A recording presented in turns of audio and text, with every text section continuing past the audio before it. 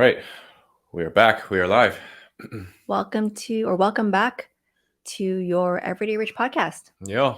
If this is your first time, thank you for joining and finding us. If you have heard us before and you're back again, thank you for sticking with us. Thank you. If this is your first time listening, your Everyday Rich podcast was really wanted to bring you into our living room conversations about money, because having tough conversations about money doesn't happen enough. And we found that, in order to understand and improve your wealth and your financial well-being and live everyday rich, you kind of have to have these conversations and topics about money. So, and in between, we kind of, make fun and navigate around our own lives. And cultural norms that we had to like maneuver around. So, but yeah, no, this is more of a, I think, call it an introductory episode. Yeah, we just wanted to share Jason and I's individual as well as our combined investing journey.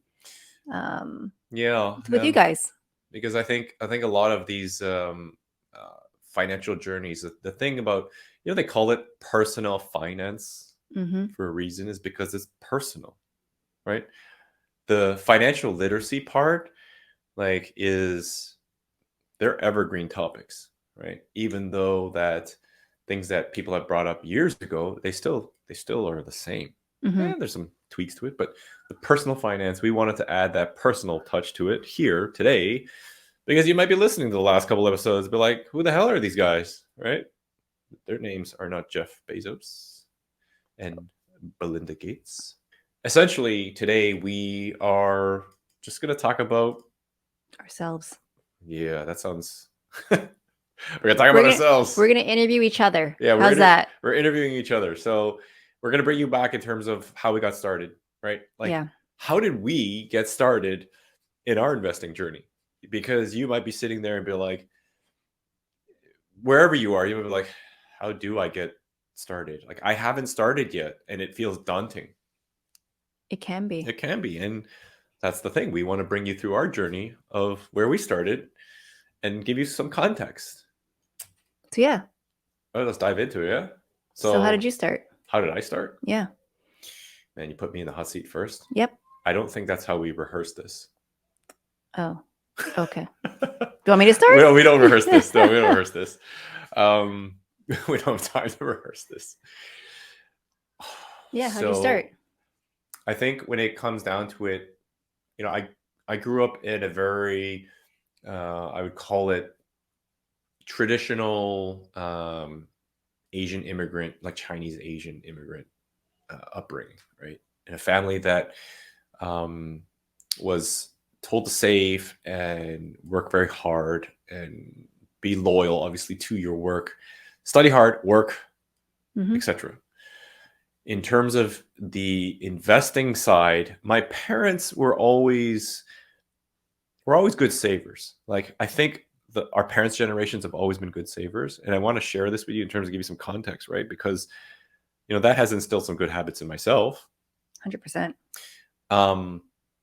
And they did do investing. And our views and exposures of investing is usually through our parents or through our relatives or through our friends or through random encounters. So I think I got exposed to investing through like my parents, because, they did do the mutual funds and the GICs. And this is before low cost index funds were around.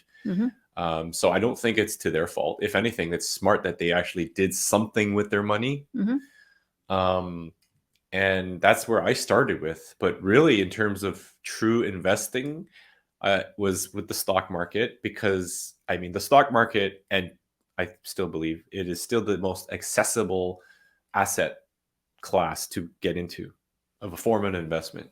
So how'd you learn about the stock market? Well, I actually got exposed to it by my uncle, because my uncles were always talking about the stock market and talking about, did you hear about BlackBerry? Did you hear about Enron? Did you hear about whatever, all these companies? Yeah. And so you naturally kind of just, overhear some of these conversations at the parties. And I got exposed to through my uncle. who was a very avid stock investor, and still is today. And that's how I got exposed to it. I bought my first stock when, oh my goodness, I don't remember. 19. Everyone remembers their first stock. I know. I remember. I don't remember when I bought it, but it's sometime in early university, but mid university. So probably around my early 20s. But it was BlackBerry. You were big at that time. This was before BlackBerry changed, so they were still called RIM. So Yep. the ticker was RIM, right? In Canada, it was RIM. So Yeah. you get a Canadian version of that. So, Mhm. anyways, that was they were blowing up at that time. yeah. If you They were don't just remember putting out phones, and everybody was carrying a BlackBerry. if you don't remember what the BlackBerry, like BlackBerry Messenger, was like the shit. Yeah. This took ICQ messaging to a whole new level. Like, well, that's why everyone wanted a BlackBerry, Yeah. because you want to be in this BlackBerry Messenger business. you could right? be ICQing like, imagine ICQ. It's essentially, think of like WhatsApp, but it was on the computer only. You Mhm. could only be in front of the computer. But now BlackBerry was like, you could take ICQ with you and just message people. It was Message your instant friends, yeah. messaging. Yep. Right? You went from paging to instant messaging. But anyway, so that was kind of my first foray into the stock market, was RIM. And I remember doubling my $500 investment, and I took it all out. And how about yours? What was yours? How'd you get? What was your? How did you get into? How did I get into it? So similar to you, obviously, I grew up in a Asian immigrant family. Right, both my parents worked 9 to 5. Both of them stayed with their companies for the majority of their career. Very stable jobs, very stable, saving, things like that. So my first job was at Zellers. This is when I was 16 years old. And when I got a couple of paychecks, my parents took me to the bank, HSBC specifically. That's where they invest. And they told me to put a couple $100 into RSPs. I had no idea what they were. Oh, the infamous RRSP. That's right. So I took a couple $100, put in my RSPs. Obviously, my dad and my mom picked the mutual fund for me. I had no idea. Yeah, so sorry to interrupt here. It just says one thing. Yeah, I know. It's like I was 16 years old. RRSPs, for anyone that doesn't know, that's a Canadian retirement savings fund. So it's registered retirement savings plan. So it's a type of registered investment vehicle that the Canadian government recognizes, right? So, anyways, just wanted to kind of say it's similar. I guess anyone in the States is like your 401k. Is it? Yeah. Yeah. 401k? I think so. I think it's like the 401k. Yeah, something like that. So that was my first, I guess you'd call it, investment. That's because I was told to do it. Yeah. Right? Like I had no idea. I'm like, okay, like I'm not going to spend all this money that I'm earning from Zellers, so might as well put something to grow it. So that was my first exposure. How much did you get paid? Do you remember? What was minimum wage back then? I got paid $7.22. Minimum wage was $6.85. So when I found out that I got $7.22, I was ecstatic because we know why it was higher than minimum wage. Now we know why Zellers went out of business, paying people like you above minimum wage. Yeah, it was a big thing. But anyways, $7.22. I remember that distinctively. So that was my first exposure to investing. When I come back to my first stock investment, that was, I think, probably my last year of university. How did you? Okay, how did you become aware of the stock market? Why the stock market? So my dad invests in the stock market. So actually, when I was a kid, my parents would always, we got the Toronto Star every Saturday, and you get that huge stack. Actually, we got it every day except for Sunday. But Saturday is when you get the gigantic stack, right? And my parents used to always encourage me to read the finance section of the Toronto Star. Like just read even just the front page, like the big headline, like the main article. But you know me as a teenager, I was like, whatever. Like I don't want to read that. I'm going straight to the entertainment section. Like The TV guide. The What's TV, playing exactly. tonight? The TV guide, entertainment. You probably went straight to sports. Like, no. Yeah. Okay. I did not read the business section of the Toronto Star actually ever. Really? Actually, I did. Actually, after graduating, I started reading the business section of the Toronto Star. Yeah. Yeah. But yeah, so my parents always encouraged me. Did I listen? No. Mhm. But I think when I come to think of it now, like I probably should have, but shoulda, woulda, coulda. I mean, you're a teenager, so what do you know? So then, okay, so that gave you an introduction into the stock market because your dad dad was active invests. in it. My Yeah. dad invests in stocks. I would see, when you back in the day when you purchase a stock, you get mailed Oh yeah. this slip. This was back in the day. Yeah. This is before Quest Trade, before all these like fancy like Wealth Simple and all that stuff. Yeah, they don't exist. So when you buy a stock, you get a slip mailed to your house. When you sell a stock, you get a slip mailed to your house. And that's what I saw. Like mail would come in, I would see these slips, right, on the counter. You own X of Microsoft. Yeah. That was back in the day. That's how they did it back in the day, right? So I would see like some of the slips on the countertops when the mail would come in. So that's kind of like I knew how I never really, again, we never talked about this at home, right? This is the whole thing. Like we never talked about finances, but I knew they were investing in the stock market. Yeah. No, that's good. That's cool. Because do you remember those slips?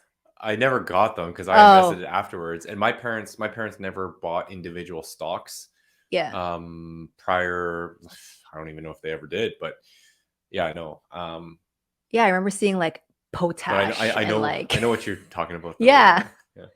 But so that was kind of how I was exposed to stock market. I obviously ended up doing a little more research into it, like through university and stuff, but never really took a deep dive into it, mainly because I was scared because I knew nothing about it.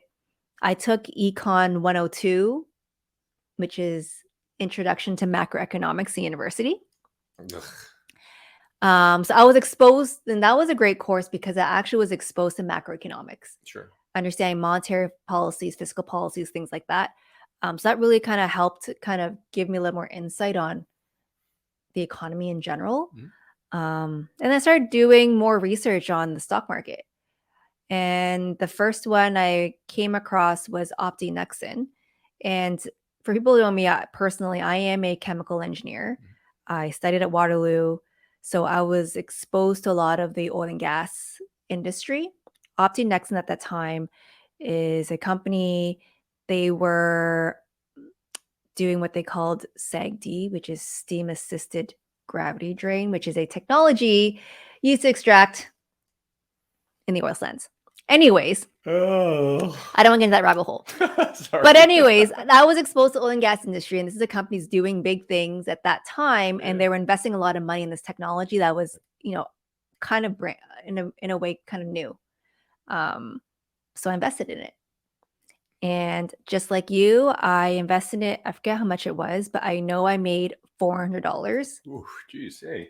And the second I made $400, I sold it. Yeah.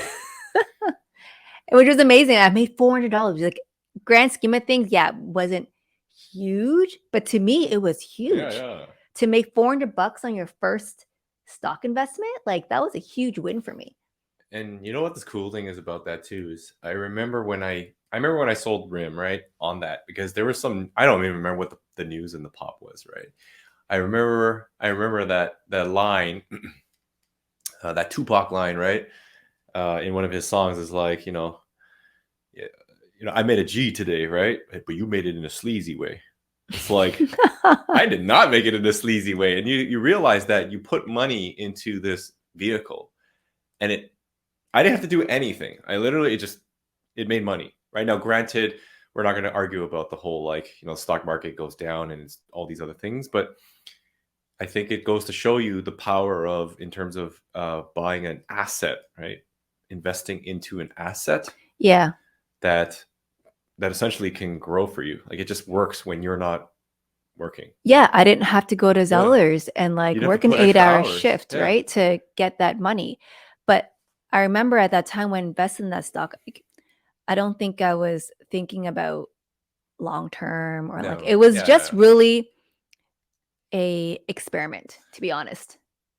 Seriously, it was an experiment because I've never done it before and I wanted to try it out.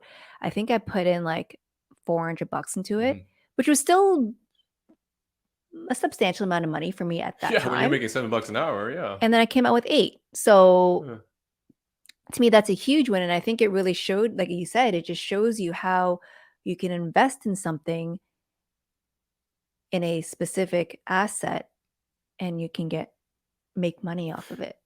Yeah, and I check that stock every single day. I don't know about you, but I checked it every single day. I probably checked it every other day of RIM, yeah. You know, because it wasn't like now when you buy a stock, when you know it's a long-term investment, like I don't check it every day. So that's how like I've changed a little bit. But when I bought my first stock, I checked it every single day. Yeah, so I guess, so what would you say your like investing style was back then? And what would you say it is now? Like, has that changed if you kind of reflect back? Yeah, I think now it's definitely more long term. I was also immature at that time, right? So I wasn't looking at it from a long term standpoint. I was just looking to really just. You just want to make a quick buck. Yeah, I admit it. Like that was my immature brain, right? Like that's what most kids. Well, how do I make more money as quickly as possible? Right? Every day I'm hustling. Now it's more so, obviously I have more responsibilities. Yeah. I have dependents, right? So I got to think about not just myself, right? I got to think about other people and how I can support other people at the same time. Yeah. So that philosophy has changed. I'm looking more also from a long-term perspective versus making as much money as quickly as possible in a short time, right? Yeah. I would say for myself, I've always been a bit more on the aggressive side. So if you've ever gone into a financial assessment, like quote unquote, you go into the bank for your with a financial advisor, right? And they'll give standard template questions about your profile, right? Yep. They're essentially trying to put you in a category saying, are you risky? Are you more risk? Are you okay with more risky investments, or are you prone to risk? Right? Are you more on the kind of path? I don't want to expose myself to much risk. Don't they automatically just put you in a higher risk category based on your age? No, they recommend based on your age to put into more growth stocks, right? Growth sectors, which automatically get categorized as risky. I feel like I was thrown into the high risk category when I did my first, not interview, but like when I first my assessment. I feel like it's the questions you answer, right? What's your time horizon, right? Yeah. So if you have more time, you can be a bit more risky. If you that makes sense. Yeah. If your goals are to accelerate your growth, then you need to have a bit more risk in your profile. Higher risk, potentially higher reward. Well, there's always obviously a potential payoff that can compound much faster, right, with riskier assets. But anyways, I think when I went through that, I was just like, they always asked you when you went back, right? And this is before we did individual stocks, and we used the bank's brokerage, right? I used TD starting out as the brokerage. There wasn't any discount brokerages. Like you just go to the banks, you use their online brokerages, and you buy a stock, right? And it was so clumsy and everything. It's still clumsy, but you do those assessments. Now they do it online. They don't do it in person because you don't go to the bank. And it was always still aggressive. It's always been aggressive. So in terms of my style, I think I'm more open to looking at aggressive, I would say more growth-oriented assets classes. But that has changed recently in the last few years because similar to what you're saying, like there's other people in the picture now that you have to consider, but also the long-term goal. Like the long-term, it's always been long-term for me because I've never looked at it as saying, other than RIM and, I wasn't really introduced to trading. It was just, you hold it on forever. That's the theory. Long-term investing is you buy and you hold, never check it again until later. Yep. Right? Hopefully that's the idea. So, but the idea for me now is my philosophy now has changed a little bit because it's moving from just growth stocks to more value stocks, and also stocks that can produce some sort of income. Because down the road, we're all looking for cash generating income or cash generating assets, right, that produce income. And the idea is that down the road is that, when you're ready to retire, right, when we talked about this retirement thing, whatever that means to you, is that you have cash flowing assets, whether that through be dividend stocks, whether that be real estate, whether that be through some sort of like cryptocurrency or some business or something like that, right? So for me, that's kind of how it's shifted a little bit. So did you start off with more? Well, you started obviously after RIM. You purchased more stocks. Were the majority of them like growth stocks? Oh, a lot of them were growth stocks, but so there was reading Warren Buffett's books, and there was a book that I read. Oh my God, can I reach it here? Is that James Lynch? No, Peter Lynch. Peter Lynch, sorry. Hold on, I don't want to fall over. The Intelligent Investor? No, The Intelligent Investor. So is that what you're talking Investor is Warren Buffett's essentially book. It's a tough read, but essentially just buy undervalued assets. Essentially, it right. Know exactly what you're paying for. But here, this one, Peter Lynch. People can't see that. Yeah. Oh yeah. People on the audio can't see that, but it's called Beating the Street by Peter Lynch, and he's one of the best performing fund managers that consistently outperform the market like big time. And his theory was essentially invest in what you know. Use your eyes and ears and your observations as a consumer, right? Because we live in a consumer world, to look at trends, because you know better than any other fund manager that has all the tricks and tools and all these gadgets, because you're essentially putting yourself where the consumers spend the money. That's how my second stock was Suncor. Another one and gas. That's exactly. Well, you mentioned, right? That company that you what was the company? OptiNexus. Because you're in the industry. So if you guys are listening, if you're in an industry, sometimes the easiest ways to have one up on the market is actually you're in that industry. Because you know what that company is doing. You have it's not insider trend. Like you have inside information on what they're investing in, what they're progressing, what's working for them, what they're failing at. You have that information. You probably understand it more than the general public. Exactly, because on those type of things, right? You know how the industry works. You know the technology. You know the tools. You know the processes, right? So if something you hear about them saying, "Well, wait, hold on, they're actually doing that way versus another way," it gives you an additional data point for you to just basically make an assessment. And we're not talking about like going through all the financial statements and cash statements. Yeah, the cash flow statements and all that stuff. Like this is just observations, right? And that's changed for me ever since I read that book, because now I literally go out and look at which stores have the most lineups. That's why Jason loves Costco. If shout out you to follow Costco, him man. on Instagram at, was it Mr. Jason Cow?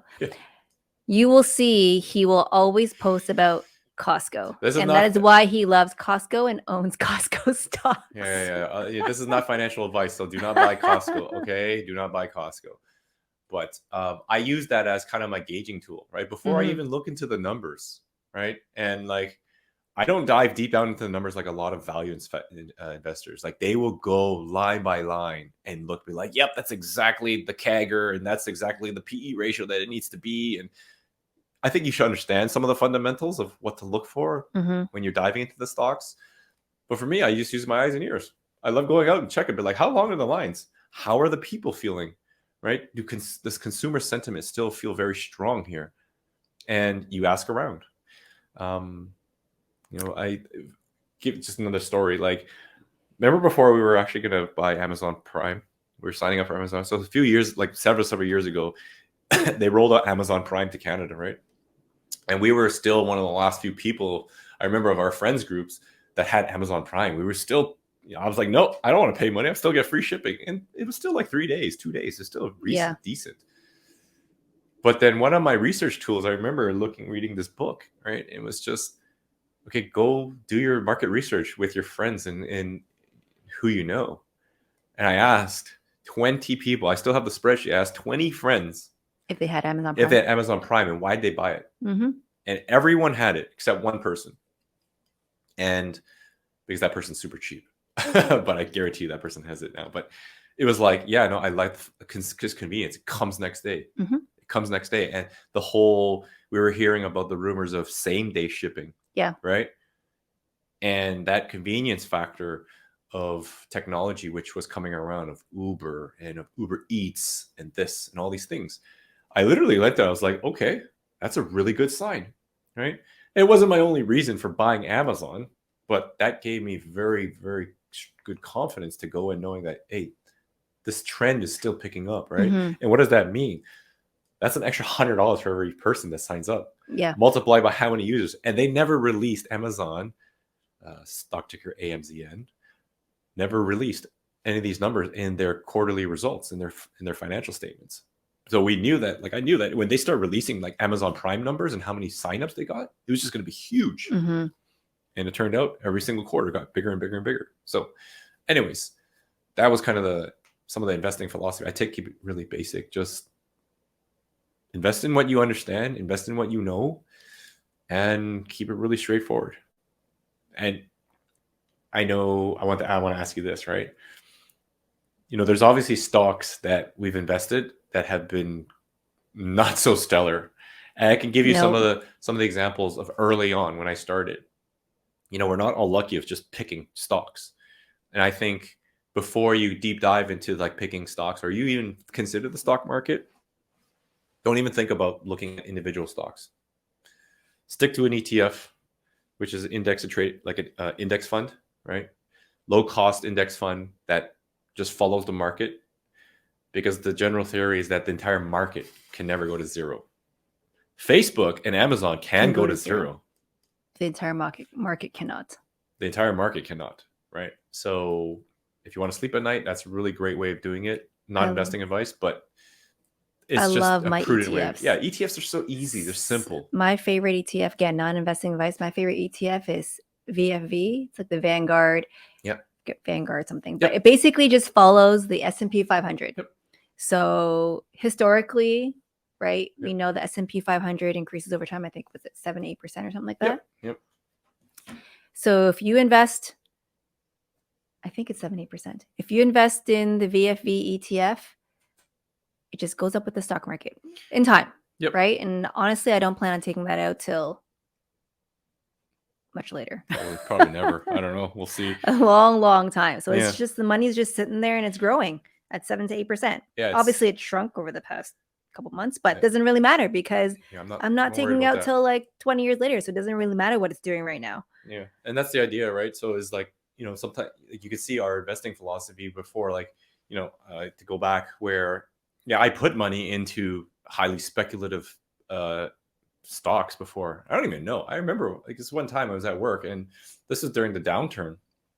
And one of my coworkers was like, "Hey, you heard about this thing called Fannie Mae and Freddie Mac?" I was like, no, obviously, because that was part of the 2008 meltdown. I'm like, no, it's so cheap now. It went down to like $5 or whatever, and blah, blah, blah. And, I was just getting started in my journey in 2007, in 2008, right?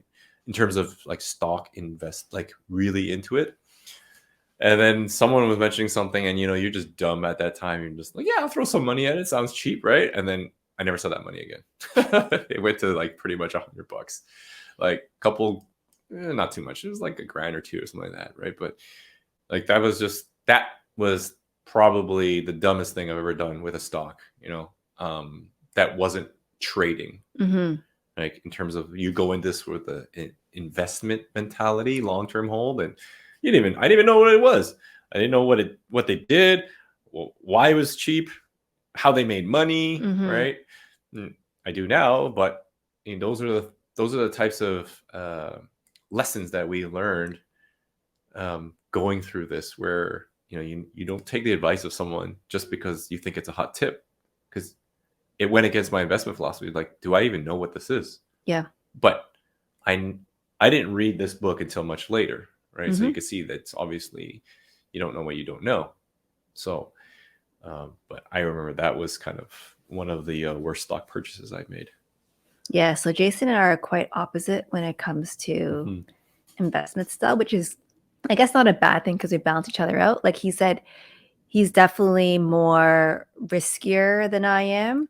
I'm what you call the couch potato stock investor.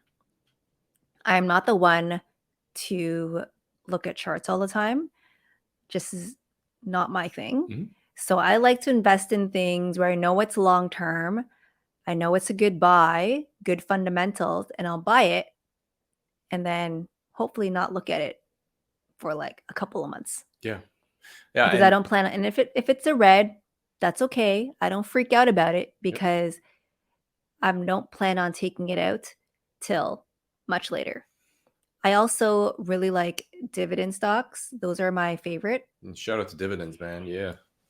I remember when we were comparing our stock portfolios, we decided to, because he had his own, I had my own. I majority of my stock portfolio is actually in my TFSA because I know all the gains I make on it. It's tax free. So when we started comparing our stock portfolio, you'll notice like 80% of my stock portfolio are majority dividend stocks. Yeah, and on the flip side, mine's like 80% growth and like 20% dividends. Yeah, so we kind of balance each other out. But the reason I like dividend stocks is it's boring. It's easy. It's boring. Yeah, but dividend. If people don't know what dividend stocks are, they're basically stocks usually by companies who are pretty well off. They're not growing, not big growth companies, but they have a pretty established business. As a result, they're very stable. They make consistent profit, and they're able to give a portion of that profit to their shareholders. So every year they will give out a portion to the shareholder. Yeah, and it's distributed either monthly or quarterly, annually, quarterly, whatever, right? But that's why I like it is because I invest in it, and then every year I get a payout. So not even. It's like you get these letters and emails saying, "Oh, dividend payout, dividend payout, right?" And then usually, if they're doing well, dividends. And I also look at the company's, I guess, change in dividend yields as well. Like you can see the progression, if the company has continuously to pay dividend yields or increase their dividend yields. So that allows me to make a decision on, hey, that company's been like paying out their shareholders for like 10 years, right? Yeah, like Coke's been doing it for ever since Buffett's been investing in it. So years and years and years.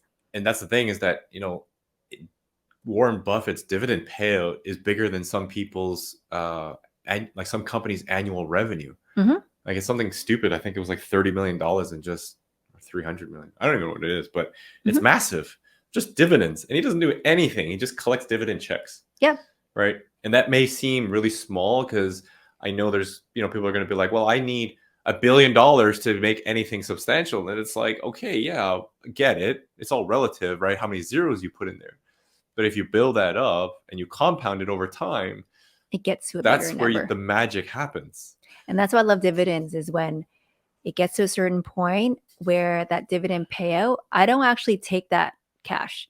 What I do is I invest whatever they pay me out in, I throw it back in and buy another portion of the share. Yeah, it's called the drip. A drip, right? Yep. So that allows me, like every time I get paid out, it just keeps on investing and compounding over time. So instead of owning just one share without even buying a new share, they've paid me to buy a new share. Yep.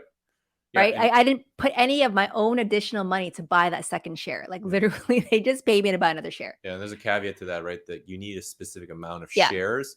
The dividend payout has to equal the same amount of one share. Correct. So if your dividend payout is 20 cents every share, and one share is $1. You need 5 of them. So you need 5 shares because 5 times 20 cents gives you $1. Correct. Right? Again, that over time that works, right? The beginning, maybe if you buy a small portion, that won't happen. Or maybe, that money sits in cash or whatever. But once that compounds, the ball just gets bigger and bigger and bigger. So my Jen's obviously, more dividend focused. I actually like the dividends because, like you said, my philosophy has started to change over time. Whereas I take the ideas to take the growth. I like to use the term take the growth and buy income which is right dividend stocks, because then you're able to accumulate more of these income generating assets, whereas a growth stock, there's no guaranteed payout, or there is no dividend, because they're putting all the money back in from Into profits business. back into their business, back into research and technology. So for me, I love the term get money, buy income, right? I heard this term somewhere, but I love using it. It's like get money, buy income, right? And the get money part is either through your growth stocks or through your business, through your income, and you buy income. You're buying income. Now that you have money, you buy the income, right? And recently, for the last, I would say 4 or 5 years, like we've ventured into real estate, because that's another asset class that helps us diversify. And that's the thing where Jen and I, like, our portfolios help diversify each other, right? Because there's going to be ups and downs in any market, especially the stock market. It will go up and go down, but the idea is that you ride these really choppy waves to much later. And having her portfolio balance out my portfolio, and other times that's how it works. And as your goals change, then your asset allocation should change. And for us, there's a bigger portion now of real estate entering, because we believe real estate is one of the best asset classes to invest in, right? To grow your wealth. To grow your wealth, right? As part of that journey, the Your Everyday Rich, we asked ourselves, what other things can we invest in that will help us get to that point, right? To allow us to live our everyday rich. And, other than the tax advantages of real estate and a whole bunch of other things, but it's similar to like a dividend. It's a income generating asset, right? So, and we won't get into the whole real estate part, but we want to share with you, like, that's part of our philosophy now. Our goals have kind of aligned and changed to the point where we're looking for different pieces of the puzzle to fit in there. Because if you go and Google, do this, what do rich people invest in? It's real estate, right? Ask ChatGPT, whatever. Right? ChatGPT. Tell ChatGPT to explain it to you as a 5-year-old. No, seriously, do that. It's actually really cool. But you'll see the top earners and the most wealthiest people invest in stocks, real estate, other commodities, right? Obviously, other businesses. But those are the two biggest things: stocks and real estate. Because stocks is the most accessible, as we mentioned, right? Yep. Anyone can do it. You can do it from your phone right now. Like, I could pick up my iPad and open up any of the discount brokerages, right? Like, whatever it is, Questrade, RBC. Like, RBC is not a discount brokerage, but Simple, whatever it is, right? You go to the States, like TD Ameritrade, all these other things. And I could literally throw in $500 and buy like a piece of Amazon. Right? I could buy a piece of Facebook. I could buy a piece of whatever, VFE, right? The entire index. And real estate is something that I think a lot of people can see. You could physically see it, right? It's like a physical asset. It's a physical asset, right? Yeah. It's hard to understand like a stock. It's like I don't get to keep any of Google or Amazon. Yeah, right? It's a share. A share is not, like you said, it's not visible. Yeah.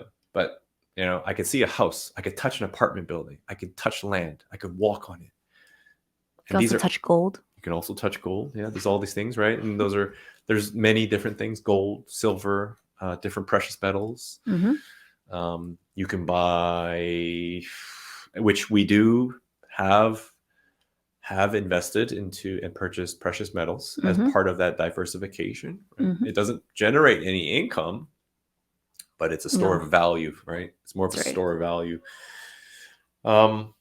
And like the idea here is, you could see, like, hopefully we kind of brought you through our journey, right? Where it started, really like just us kind of being introduced by either our parents or our relatives, and how that's kind of shaped our journey, because our, where we're kind of going now, it changes, but the long-term vision is always still there. So if you're asking yourself like, oh my God, I still don't know what to invest in, right? Like, well, don't worry. We didn't know either. But there are a lot of things that you could pick from. And it's just a matter of saying, okay, well, which one fits me the most, right? What am I what can I relate to or understand the most? When it comes down to it, you're going to invest in something, you need to understand what you're buying, right? You have the thing about purchasing an asset. Remember, you are buying ownership. That's what it is. You're buying ownership. And in the game of wealth, people that own things become wealthier. And this is not like the Scrooge thing. I'm not trying to like promote like you just buy everything so you can like keep everything. But it's part of that Your Everyday Rich journey that you're trying to increase your financial health and your well-being in the long term by ownership. And that's exactly how we get to that end game, is through ownership. Whether you own a single share, whether you own a fraction of an apartment building, whether you own one house, or whether you own 100 houses, right? That ownership is what will get you there. So our journey of investing is really the journey of ownership, right? We want to own as many assets as possible. And that's hopefully what we want to empower you to do. And the first part to it is, like you said, learning about it, right? Yeah. Find out everything you can know about that particular asset. Yep. Absolutely. Because you don't want to go into it and give you reasons afterwards and saying, well, oh, it's gone down. My real estate has gone down, whatever, 15%. Yeah. My house value's gone down 15%. Or my stock's gone down like 25%. Oh, shoot. I thought this was a great stock, or this is a great house in a great area.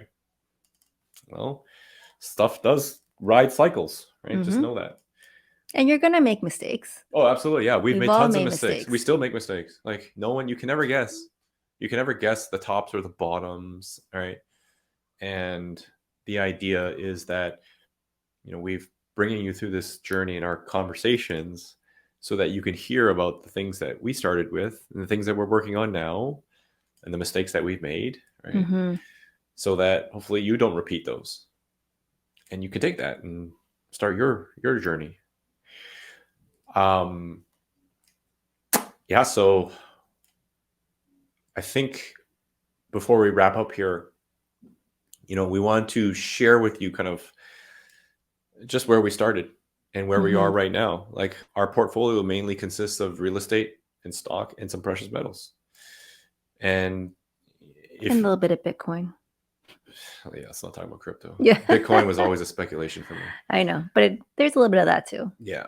I don't have a lot of Bitcoin, so don't try to at me with Bitcoin comments. Yeah.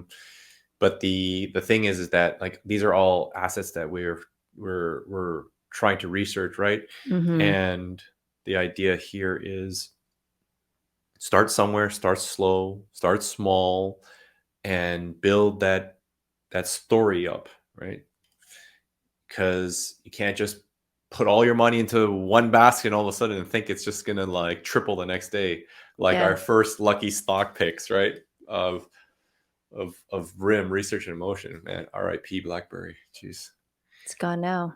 Yeah, but that goes to show you, right? So the hottest technology can also disappear in a few years. So technology is always will always keep changing, and that's why technology most of the time they're growth stocks, right? Yep. So if you guys found this helpful, if you thought it was